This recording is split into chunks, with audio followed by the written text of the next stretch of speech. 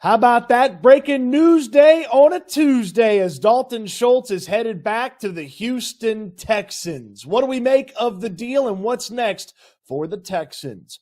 Welcome into the channel. I'm Cody Stoots. Let's talk some Texans and let's talk about Dalton Schultz, the big tight end, headed back to the Houston Texans.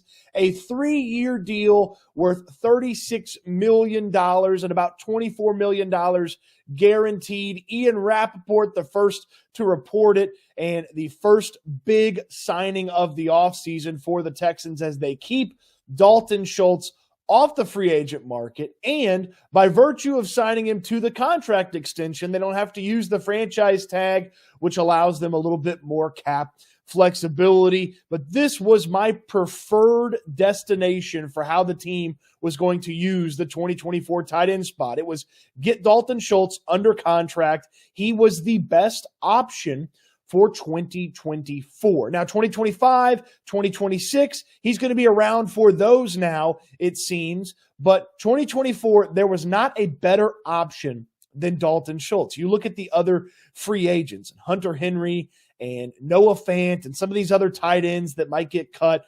None of them were as good or as productive as Dalton Schultz. So just from a player availability standpoint, when you look at other veterans, Dalton Schultz was clearly the best approach for the Texans for 2024. Then you look at the rookie class. Brock Bowers is at the top from Georgia. The Texans weren't getting a shot at him. And then it's Jatavian Sanders, Cade Stover, and some other tight ends after that. But you couldn't trust a rookie to the tight end spot in 2024. You had to trust a veteran to maximize what that position was going to be because tight end is typically one of the toughest adjustment positions for rookies heading to the NFL, and Schultz was the best option. So just from a player availability standpoint, this made a whole heck of a lot of sense. Then you think about what Dalton Schultz is to this offense and how important he was through a variety of games to this offense, and you start to realize this made even more sense than just a player availability standpoint. Schultz is a key aspect to this passing game. Sure, the run blocking's not great. What I would simply say to people who are critical of his blocking is he won't have to block as much if the offensive line will just play better next season. And they should play better with Titus Howard at right tackle, Laramie Tunsil at left tackle, Juice Scruggs, Jarrett Patterson, Kenyon Green, Kendrick Green, figuring out that left guard center spot, and, of course, Shaq Mason at right guard. Just play better on the offensive line, and Schultz won't have to block as much. But as far as the receiving aspect, the part of the offense, the chess piece that is Dalton Schultz in this offense, it's a really nice signing, and it's really good to see that part of the 2024 offense that was really good in 2023 is not changing over. There's going to be some changes on this offense, maybe at running back, maybe a third wide receiver, fourth wide receiver, but not a change at starting tight end. You hear C.J. Stroud talk about Dalton Schultz and how important he was to this team, and you really start to understand why this makes a lot of sense from a schematic and just usefulness in this offense standpoint. He talked about a play where Schultz didn't even run the play the exact way it was supposed to. He took a route a little bit deeper, and it opened something up for a Tank Dell. And that's just one of those instinctual plays that Schultz made over the course of the season. Another time Stroud talked about to the Pivot podcast, he couldn't even get the communication to Dalton Schultz, but Schultz just knew what Stroud needed based on the play call from the huddle, the adjustment he was making with the hand signals. Schultz ran the exact route that Stroud wanted, hit him for a big play, and the Texans were ultimately able to upset the Bengals in Cincinnati. He has a great chemistry with C.J. Stroud. You hear Stroud talk about him, and then you hear him talk about Stroud, and it made a lot of sense that Dalton Schultz would want to be back with the Texans, especially when this contract offer shows up. I really like this move for the Texans from a football standpoint, keeping a player who is a productive player, one of the most productive tight ends in football over the past 4 seasons, okay? Keeping a productive player under contract and not having a big changeover in an offense that showcased a couple of times some really impressive potential last season. And now Schultz, a piece of that, is sticking around here for 2024. Let's break down this contract here. 3 years, $36 million. It checks in at an average annual value of $12 million. Now, that sounds like a lot. Okay, $12 million sounds like a lot. And when you start thinking about, well, the Texans had $67 million in cap space, and he's getting $12 million. What are they going to do with some of these other needs? $12 million is not that much when you think about the average annual value of some of the top tight ends and some of the highly paid tight ends in football. Here are the list of tight ends from average annual value that make more than Dalton Schultz.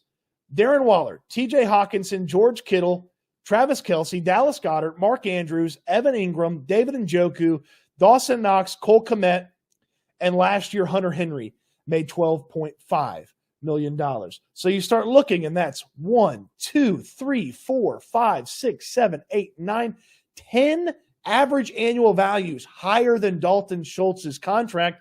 And I already told you, he's one of the 8 most productive tight ends in football over the past 4 seasons. So this is actually a little bit of a bargain. And if you're worried about the big number, focus in on the little number. $24 million about in guaranteed money. This could easily be a 2-year, $24 million contract. You don't have to worry about the 3rd year. And by the way, Schultz is not old. Dalton Schultz is not an old tight end. He could play throughout this contract and be productive throughout this contract. So I'm not worried about the contract. I'm not worried about the financial commitment about this. I love bringing him back for the football reasons. Now, what's next with the tight end position? Well, Brevin Jordan is still under contract. Tegan Quintiriano is still under contract. Both Jordan and Quintiriano have had injury issues in their time in the NFL. Quintiriano's basically never been healthy. Jordan, obviously, we remember the productive play in the playoffs and a couple of moments from last season.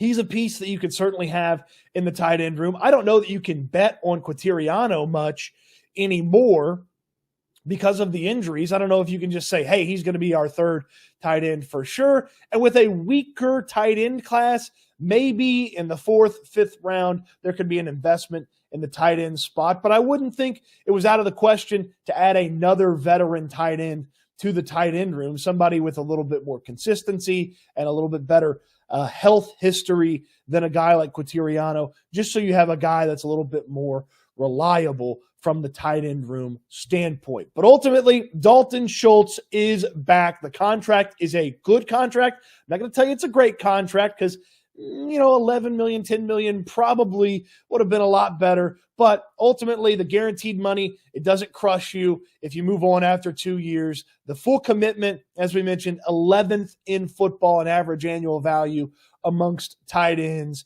And there wasn't a better option than Dalton Schultz for this team in 2024. And now you've got him for at least 2025 and probably even 2026 as a factor in your tight end room in the years where CJ Stroud is going to start stacking it and taking it to the next level. He's got his tight end that he has great chemistry with. What do you think of the deal? Get in the comment section down below. The comment section always active, always filled with discussion when we're talking about the Houston Texans. I appreciate you watching the video. Throw me a thumbs up if you enjoyed it.